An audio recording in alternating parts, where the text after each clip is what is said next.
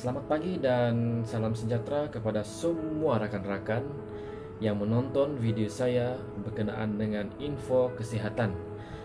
Sebelum itu saya persembahkan pembentangan saya ini khusus kepada pensyarah saya, yaitu Medan Nuriati binti Ahmad Syah dan semua rakan-rakan saya di dalam kursus gaya hidup sehat, ya. Oke, saksikan pembentangan saya, info-info kesehatan mengenai isu obesity. Oke, kawan-kawan semua, apa yang ingin kita bicarakan hari ini adalah mengenai isu obesity. Oke, mari kita lihat isu-isu yang terpapar di media, di akhbar-akhbar, sama ada di berita, di television, maupun di media sosial. Macam-macam, kita akan jumpa macam-macam isu yang pelbagai mengenai obesity ini. Oke, obesity dia merupakan satu masalah yang sebenarnya sangat besar yang dialami oleh majoriti penduduk negara kita, yaitu Malaysia. Oke, bila kita lihat terpapar di sini mengenai obesity, kita lihat Malaysia nomor 1 kedudukan pertama di ASEAN, yaitu Asia Tenggara. Malaysia adalah negara nomor 1 masalah obesity, di mana dalam kalangan rakyatnya menunjukkan peratusan obesity yang sangat tinggi di kalangan publiknya. Bila kita lihat statistik ini daripada WHO, yang mana Malaysia seramai 44.2% rakyat Malaysianya mengalami isu obesity, ya. Di mana yang tangga kedua adalah Thailand 32.2%, disusul oleh Singapura 30.2%, ya. Terus itu bila kita lihat lagi satu statistik daripada Institut Kesihatan Umum IQ NHMS 2016, di mana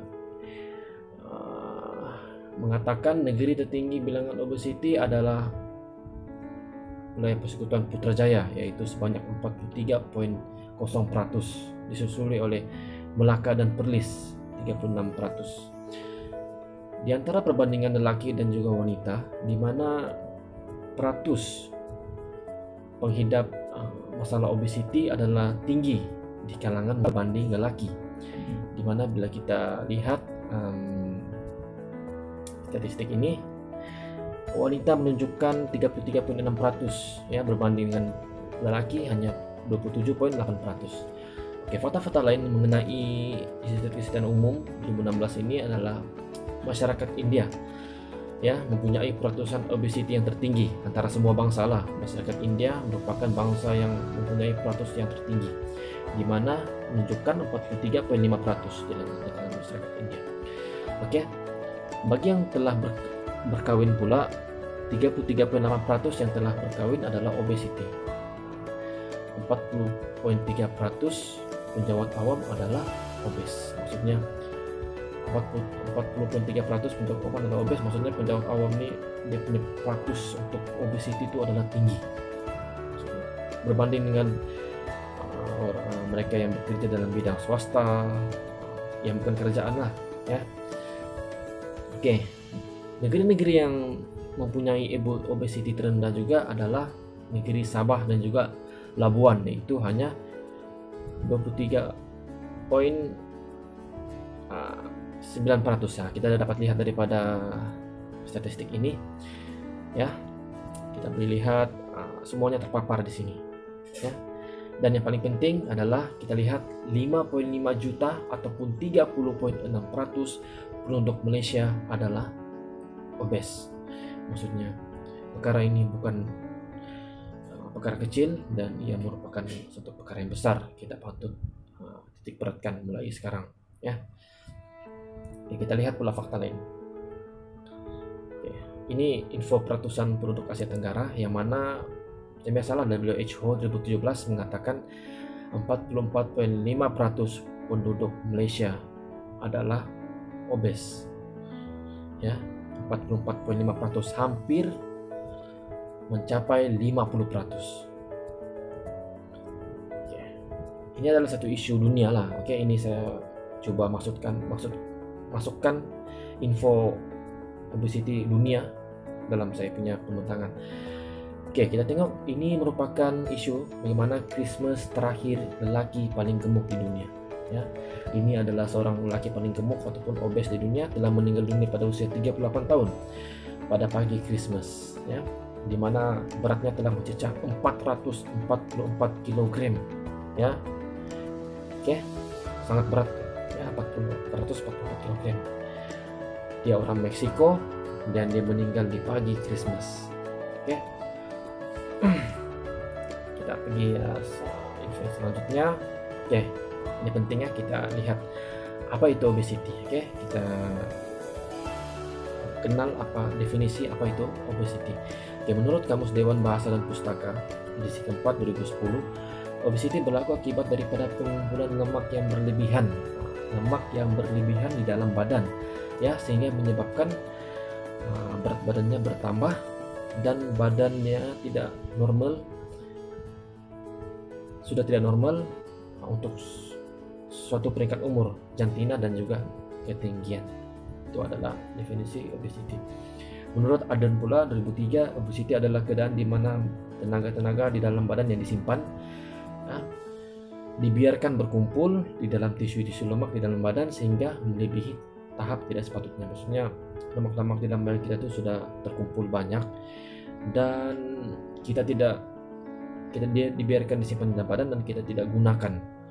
Kita tidak exercise, kita tidak berjogging, kita tidak bekerja, jadi lemak itu akan terus berkumpul dalam badan dan itu adalah penyebab kita mengalami obesity.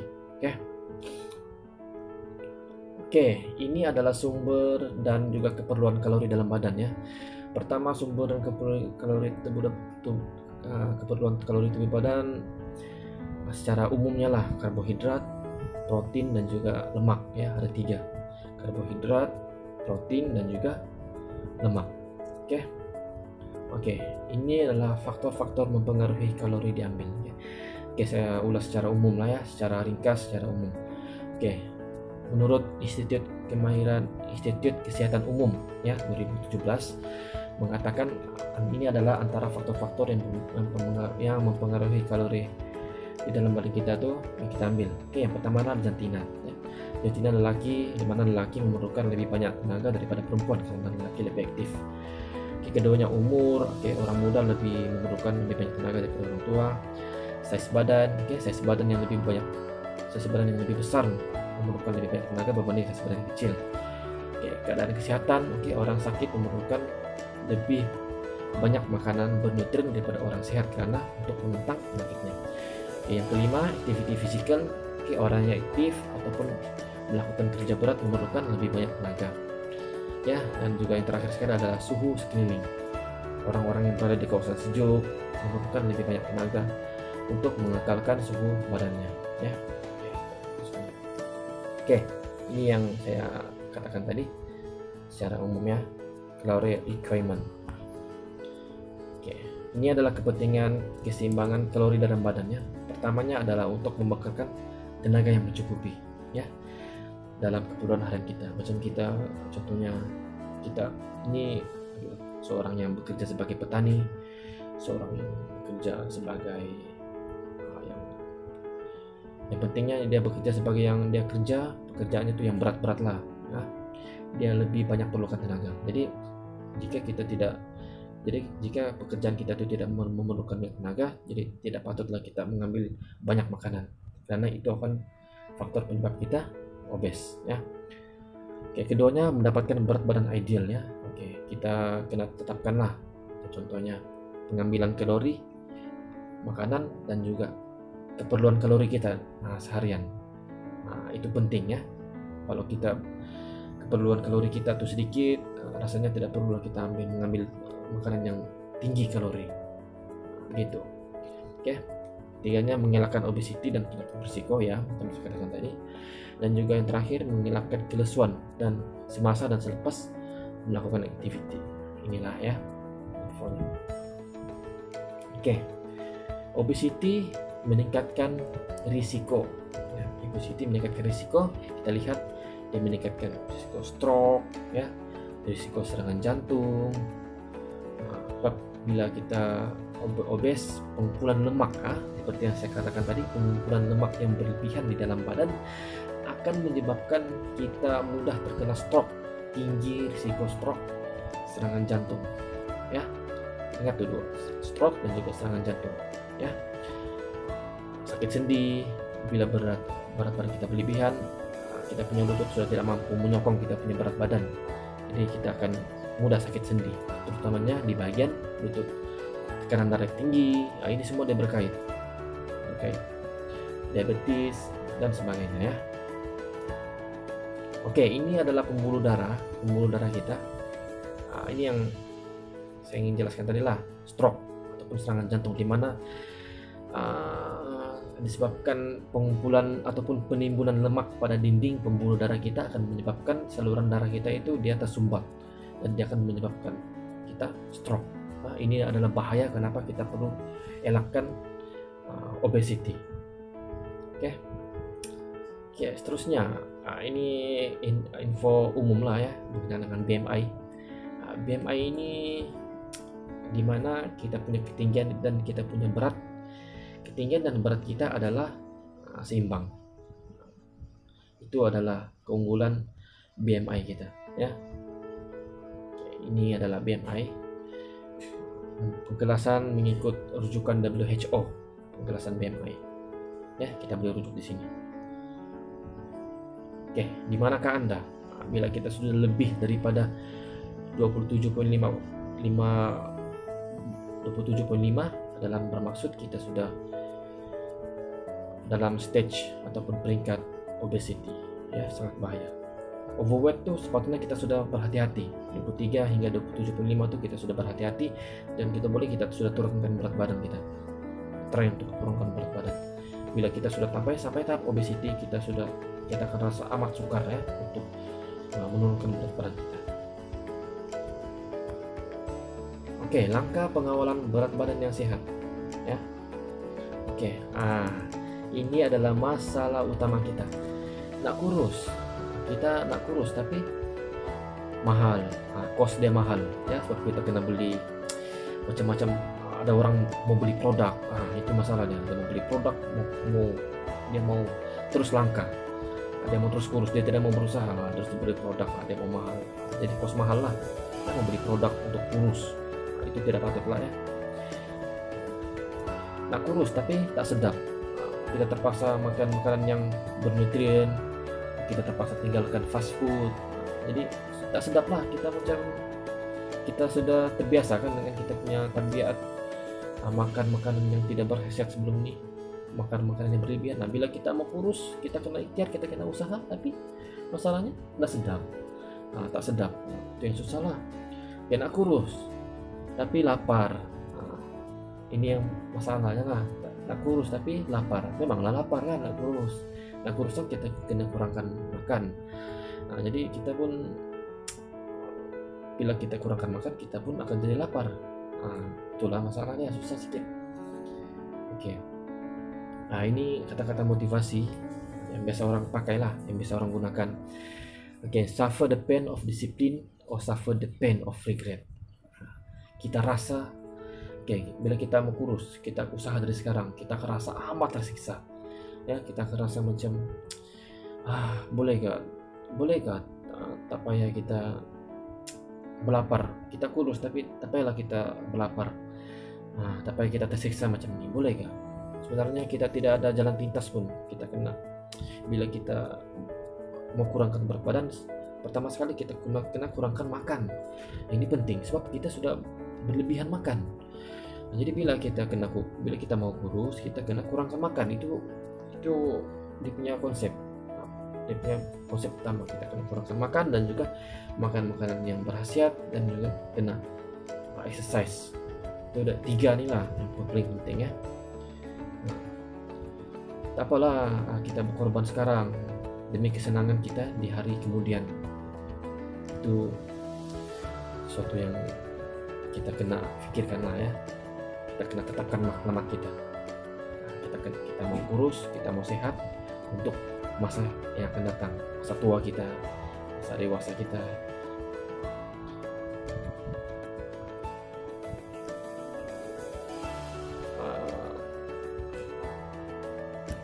Seterusnya, seterusnya kita lihat, memahami persamaan tenaga, pengambilan makanan dan juga activity physical.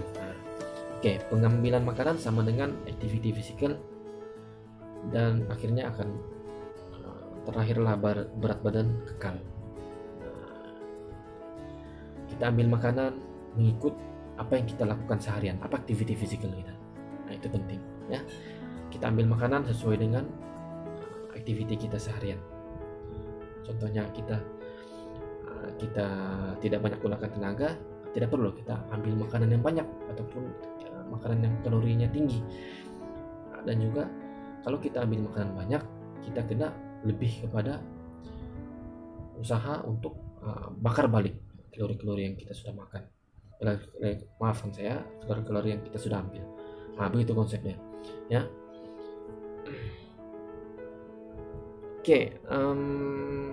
Kita dapat lihat di sini ketidakseimbangan tenaga. Tengok nih apa yang saya katakan macam tadi. Bila kita ingin kurangkan berat, activity physical kita kenalah banyak berbanding pengambilan makanan.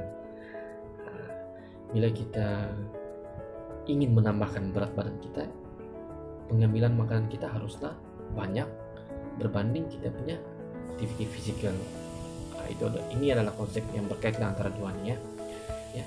Bila kita mau kurangkan berat badan, activity physical kita kenalah banyak berbanding makanan yang kita ambil. Itu adalah konsepnya ya. Kita lihat. Gunakan prinsip FIT. FIT ini prinsip yang untuk kita meningkatkan activity physical gitu. Untuk merancang activity dan senaman kita. Contohnya frekuensi F untuk frekuensi ataupun kekerapan, berapa kali seminggu kita mau bersenam.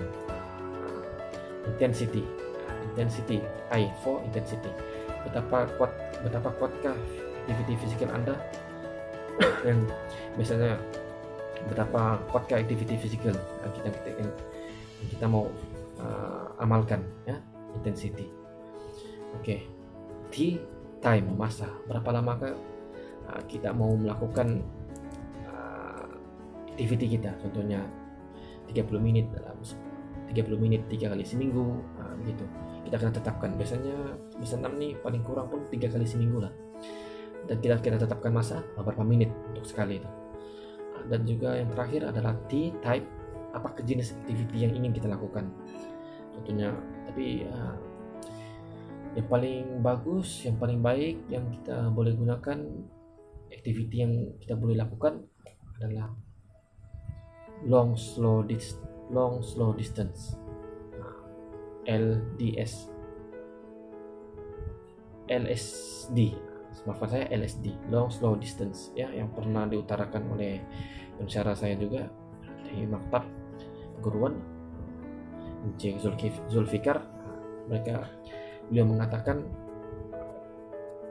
larian jarak jauh ini ataupun long slow distance ini merupakan antara activity yang paling bagus, paling baik untuk kita lakukan untuk maintain, untuk kekalkan kita punya kecerdasan badan ya.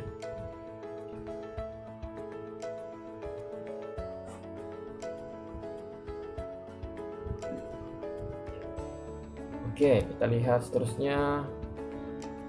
Ini adalah cadangan lah ya daripada IQ 2016 mengenai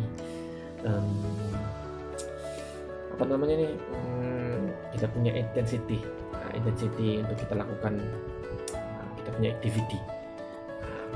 Sama ada kekerapan untuk kita melakukan setiap hari pun boleh, tapi dalam intensitas sederhana pun boleh. Berapa kita tetapkan masa tuh sesuai dengan kehendak kita lah ya. Ini nomor 4, diet yang seimbang. Ini paling penting lah ya. makanan yang seimbang. Kita akan ambil makanan yang seimbang, di mana di situ terdapatnya karbohidrat, keperluan tubuh. Kita makan mengikut piramid makanan, ya. Kita rujuk piramid makanan. Dan juga kita kena elakkan makanan-makanan ringan, makanan-makanan segera, ataupun minuman berkarbonat. Dan yang paling penting, nasihat daripada KKM, kurangkan gula dalam masakan, lebihkan manis dalam senyuman. Itu yang paling penting ya. Kurangkan gula.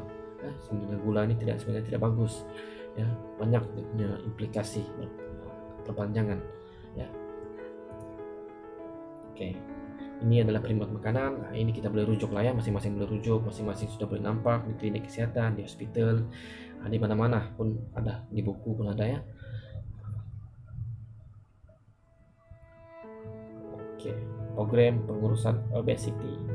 Oke, untuk mengurangkan berat badan ini adalah cadangan saya lah. Oke, di akhir pembentangan saya ini saya ingin bagi sedikit cadangan lah ya untuk mengenai dengan pengurangan berat badan ya. Untuk mengurangkan berat badan, Anda perlu mengurangkan pengambilan makanan secara berperingkat dan teratur ya. Pastikan Anda mengikut panduan pemakanan Malaysia ataupun piramid makanan. Oke, coba kurangkan pengambilan hasil bijirin ya. Hasil bijirin, ubi-ubian ya. Ataupun contohnya ayam ya. Kita patut kurangkan ya. Kurangkan pengambilan hasil bijirin itu paling penting lah ya, sebab macam nasi. Nasi ini bila di akhir pencernaan kita ya, seperti yang kita belajar sains, di akhir pencernaan kita dia akan bertukar menjadi glukos ataupun gula. Jadi dia boleh salah satu penyebab pada pertambahan kita punya berat badan yang boleh lead kita kepada masalah obesity. Nah, itu kita kena take note ya. Terus itu sarannya juga kurangkan pengambilan kalori. Nah, penting ya. Contohnya boleh mulai daripada rumah lah, macam sekarang ya. Kita mulai daripada rumah, menggunakan sedikit saja minyak masak semasa memasak. Minyak ini sebab minyak ini dia mempunyai kalori yang tinggi ya. Mengurangkan penggunaan gula seperti gula pasir, gula perang, madu, dan gula yang tersembunyi dalam makanan ataupun minuman. Minuman berkarbonat itu lebih tinggi kandungan gula, kita kena kurangkan. Dan juga saranan daripada KKM, daripada apa yang saya dapat lah, saya baca, kita kena meningkatkan pengambilan serat seperti sayur-sayuran, buah-buahan, hasil bijirin seperti oats, karena makanan ini akan menyebabkan Anda merasa kenyang dalam jangka masa yang lebih lama.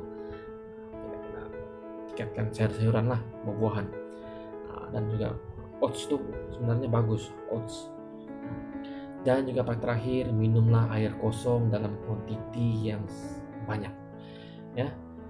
Kita kena ambil minum air kosong dalam kuantiti yang banyak ya. Minum air kosong selalu ya. Elakkan minuman yang manis ya. Oke, ini menu saran adalah ya seimbang. Kita boleh dapatkan, tengok ini peranan pihak-pihak, contohnya pihak sekolah, pihak kerajaan. Dia ada saranan, dia ada usaha juga dari pihak sekolah. Contohnya pihak sekolah ada poster di kantin, ada poster tentang piramid penyemilan makanan. Dan juga kerajaan ada program susu di sekolah, dan juga media memberikan info-info resipi makanan yang sehat. Masa musim perayaan lah contohnya ya. Media ini harus memberikan peranan penting untuk bagi iklan yang makanan sehat lah ya. Ini yang paling penting, akhir kata daripada saya. Diri Anda adalah apa yang Anda makan. Diri Anda adalah apa yang Anda makan. Bila kita makan makanan yang sehat, diri kita pun akan sehat. Kita punya masa depan pun akan sehat. Kita punya di hari-hari tua kita pun nanti kita akan kekal dengan kecerdasan. Sebab kita sudah amalkan sejak kita masih muda nih, kita sudah amalkan makanan sehat. Bila kita sudah umur lanjut, insya Allah kita punya badan itu pun akan sentiasa sehat, insya Allah. Sebab biasanya yang orang-orang sakit, orang-orang sakit jantung, orang stroke ini biasanya dia tidak amalkan makanan sehat sepanjang masa dia muda. Jadi bila dia sudah berumur, bila itu sudah peringkat umur 40 tahun gitu, 50 tahun, kita bilang kita tinggal majoritinya kan di hospital kan, klinik-klinik. Biasanya mereka sudah menghadapi penyakit 3 serangkai. Jadi ini adalah sangat perlu kita elakkan lah. Kita perlu elakkan dari usia kita muda, ya. Bukan masa muda-muda inilah kita amalkan gaya hidup kesukaan kita, tapi bila kita sudah tua, barulah kita merasa semua. Itu tidak patut lah ya, kita kena elakkan lah ya. Kita kena konsep itu kita kena ubah lah ya. Oke, ini adalah rujukan saya. Jadi boleh tahu lah sini ini adalah tempat yang saya rujuk lah ya. Oke, setakat itulah pembincangan saya mengenai isu-isu obesity. Dan terima kasih sekali lagi saya ucapkan kepada pensyarah saya, Madam Nuryati Binti Ahmad Syah, karena sudi menonton pembincangan saya secara di alam maya nih. Dan juga terima kasih juga kepada rekan-rekan saya lah ya, semua rekan-rekan sepedongan saya di akhir semester ini. Semoga sekarang ini pun kita dilanda wabak yang amat membimbangkan lah kita, COVID-19 coronavirus tahun 2020 nih. Jadi sama-sama lah kita jaga kesehatan, jaga pemakanan ya. Dan stay put where you are, ataupun stay at home, duduklah di rumah ya, kata Perdana Menteri kita Muhyiddin Yassin. Sekali dari saya, salam dari saya, assalamualaikum dan sekian. Wabillahi taufiq wal hidayah. Assalamualaikum warahmatullahi wabarakatuh.